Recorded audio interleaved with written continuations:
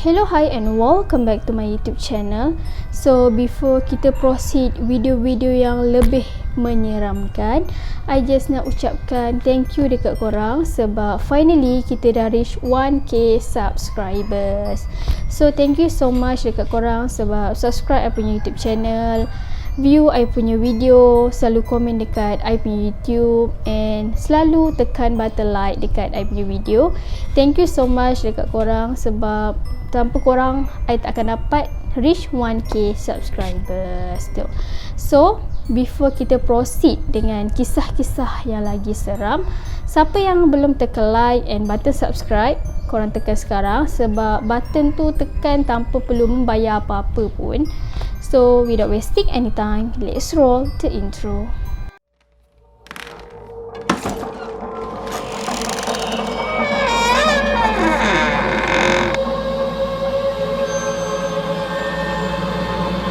Ada salah seorang kawan yang sebetul-betul mengerjakan kesalahan.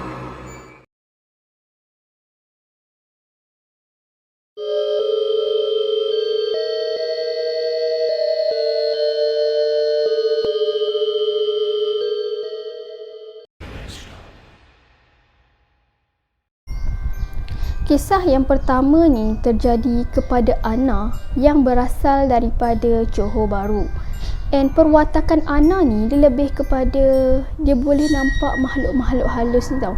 Sebabnya waktu Ana ni masih kecil, mata batin dia telah pun terbuka dan sampai sekarang pun Ana kata dia still lagi boleh nampak benda tu. Cuma tak seagresif macam mana dia alami waktu dia masih kecil. Okay. Bila Ana ni dia dah biasa dengan macam-macam peristiwa yang berlaku dekat diri dia, Ana ni sebenarnya ada dua peristiwa di mana peristiwa yang dialami ni dia tak dapat lupakan sehingga ke hari ini sebab benda tu betul-betul menghantui diri dia tau. Okay. Di mana kisah ni bermula apabila arwah pakcik dia telah disahkan meninggal dunia. Okay. Arwah pakcik dia ni sebenarnya abang kepada arwah ayah dia. And pakcik dia ni sebenarnya pengamal ilmu-ilmu hitam. And basically pakcik dia ni stay dekat kampung lah kan. Okay. Waktu tu nak dijadikan cerita, diorang dapat satu panggilan di mana malam tu diorang dapat tahu yang pakcik si Ana ni telah pun meninggal dunia. So adik-beradik ayah dia and family dia sendiri pun decide lah untuk balik kampung untuk tatapan jenazah lah buat kali terakhir sebelum dikebumikan kan. Waktu pengebumian tu dah selesai, diorang satu family besar ni pun decide untuk tidur dekat rumah pakcik dia tu lah semalaman sebelum diorang esok tu diorang balik kat kediaman masing-masing kan. Okay. Waktu malam tu dalam pukul 12 ke pukul 1 pagi macam tu, diorang satu family ni semua tengah nyenyak tidur. Ada yang tidur kat dalam bilik, ada yang tidur dekat ruang tamu. Okay. Waktu tu tiba-tiba si Ana ni dia terjaga. Sebabnya dia terdengar bunyi ketukan pintu, kiranya pintu utama rumah tu diketuk dengan sangat-sangat kuat time tu. And time tu korang bayangkan bila ketukan pintu tu si Ana ni dapat dengar kan, tiba-tiba benda tu betul-betul mengelilingi rumah pakcik dia tu. Kiranya pintu dapur diketuk, tingkap-tingkap semua kena ketuk time tu. And satu rumah tu terjaga sebab bunyi tu sangat-sangat kuat tau. And waktu tu ayah si Ana ni dia terdengar suara yang garau. Kiranya dia terdengar si arwah pakcik dia tu minta tolong dekat ayah dia. And seakan-akan pakcik dia tu dia tak diterima oleh bumi kiranya tanah yang dia kebumikan tu tidak diterima macam tu. Okay, waktu tu bila terdengar je suara tu, ayah si Ana ni dia terdengar daripada satu tingkap ni tau. And ayah Ana ni pun decide lah untuk buka tingkap yang kat mana dia dengar bunyi tu. Waktu ayah dia buka je tingkap tu, ayah dia ternampak ada satu sosok tubuh gula-gula betul-betul berdiri dekat depan tingkap tu. Kiranya betul-betul berhadapan dengan tingkap yang ayah si Ana ni dah buka. Time tu ayah Ana ni pun dia baca surah-surah lazim untuk hilang benda tu kan. And basically Ana kata waktu dia nampak arwah pakcik dia, sebab si Ana ni kan waktu tu masih berusia 4 tahun. Bila Ana nampak aje benda tu, Ana cakap yang sebenarnya pakcik dia tu seolah-olah macam betul-betul minta tolong lah dekat arwah ayah dia, arwah ayah si Ana ni. Okay. And time tu bila ayah Ana ni dia dah baca macam-macam surah, and tiba-tiba benda tu terus lenyap, dah tak nampak dah. And dalam 40 hari jugalah Ana cakap yang sebenarnya arwah pakcik dia tu keep on balik dekat rumah tu. Setiap malam dia mesti ada gangguan yang terjadi dekat rumah tu. Okay.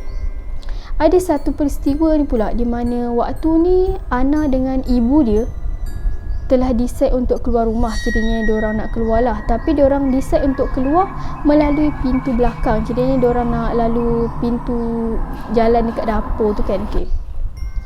Waktu diorang tengah jalan je nak keluar daripada pintu, tiba-tiba si Ana ni dia ternampak daripada sisi mata dia ada satu bilik diorang yang hujung tu, dan penjuru bilik tu dekat hujung sekali, dekat kiranya macam bilik tu, and dekat penjuru hujung dia tu si Ana ni dia nampak satu susuk tubuh gula-gula tengah berdiri betul-betul dekat penjuru bilik tu tau. And benda tu betul-betul terbeliak mata dia, dan senyum dia sangat-sangat sinis. Dia pandang ke arah Ana ni, and apa yang Ana ni ceritakan, kaki dia tak jejak lantai. And basically sebenarnya Ana kata muka dia memang tak ada cacat cela pun, sebab dia nampak betul-betul muka tu, dan muka tu sebenarnya arwah pakcik dia yang telah pun meninggal dunia. Dan sampai sekarang pun Ana cakap yang sebenarnya dia tak dapat lupakan peristiwa tu, sebab dia kata itu first time dia nampak benda tu betul-betul menghadap ke arah dia tau. Dan waktu tu pula dia masih berusia 4 tahun. So waktu dia kecil dia kan boleh nampak benda-benda tu tau. So dia tak boleh lah nak lupakan yang benda tu betul-betul menghadap ke arah si Ana ni.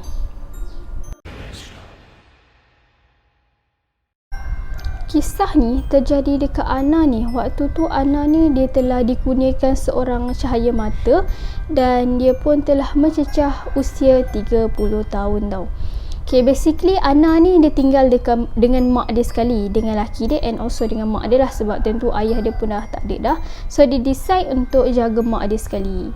Okay, diorang ni duduk dekat kampung Melayu tau. And waktu tu Ana ni cakap yang rumah mak dia tu tengah renovation daripada papan untuk naik rumah batu. So diorang ni pun decide lah untuk sewa rumah lain dalam sebulan 2, sementara tunggu rumah diorang ni siap sepenuhnya. So diorang tak nak ambil rumah sewa yang terlalu jauh dengan rumah diorang ni.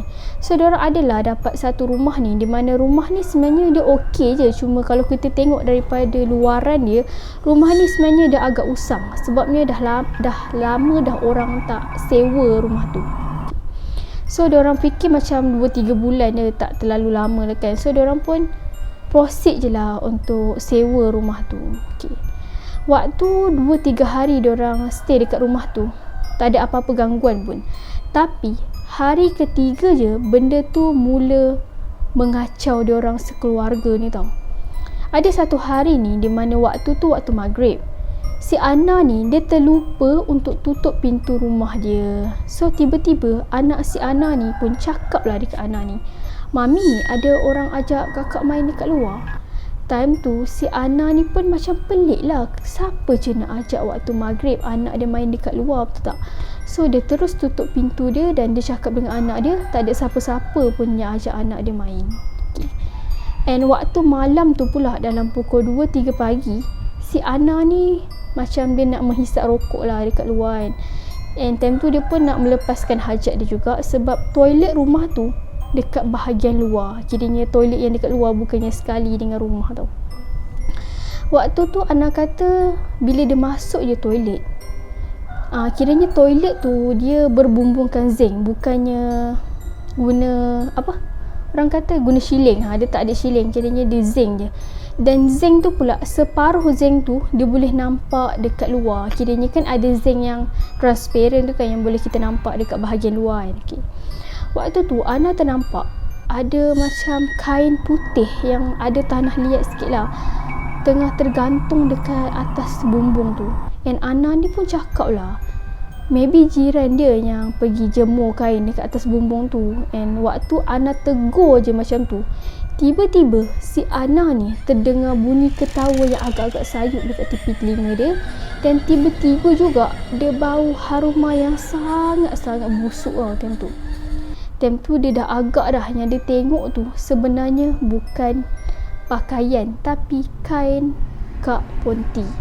And Ana ni baru teringat sebenarnya dekat belakang rumah dia tu ada satu pokok yang agak rendah lah, dalam 180 cm macam tu dekat belakang rumah tu tau. And ramai lah orang selalu bercakap pasal pokok tu sebenarnya ada penunggu dia.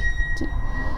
And bila Ana terdengar je bunyi ketawa tu, si Ana ni pun bergegas lah cepat-cepat untuk masuk kat rumah kan.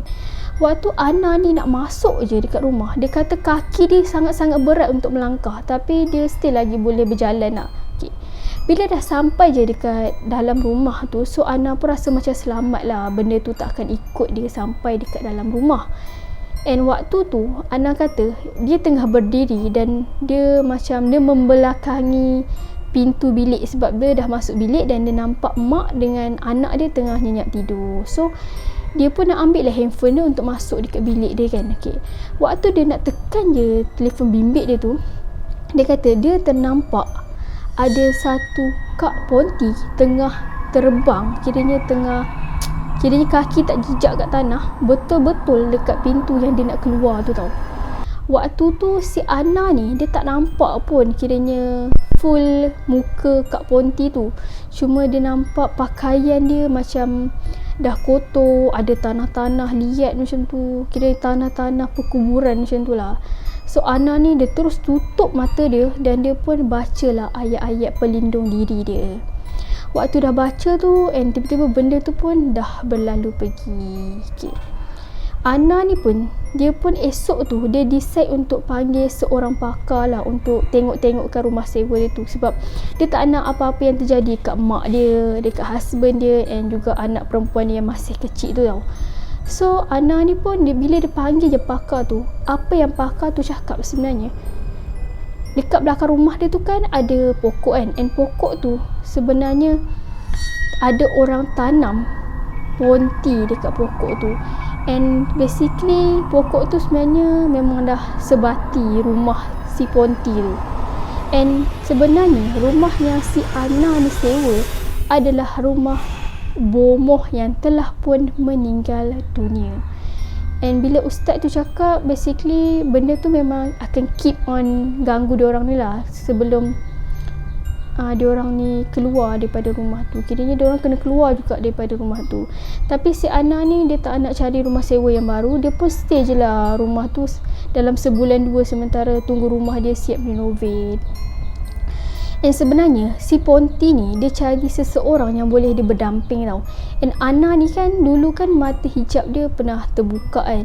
So dekat bahagian badan dia ada satu lubang ni di mana benda makhluk-makhluk halus ni senang untuk masuk dekat badan dia tau. So bila dia dah tahu benda tu, dan dia pun macam mendekatkan diri dia dengan Allah lah time tu kan. So bila dia dah lebih kepada baca Quran, jaga solat, dan waktu tu dia kata benda tu pun dah stop untuk kacau dia. Okay. So kisah yang dua-dua kisah pasal pakcik dia dengan rumah sewa yang dia duduk ni, dua-dua peristiwa ni Ana kata sampai sekarang pun dia still lagi tak boleh lupakan, sebab dia rasa dalam banyak-banyak benda yang berlaku dekat diri dia, dua peristiwa ni lah yang masih menghantui si Ana ni sehingga sekarang. So kalau korang nak cerita yang lebih menarik dan menyeramkan lepas ni, korang jangan lupa tekan like and subscribe, and I will see you guys on my next video. Bye.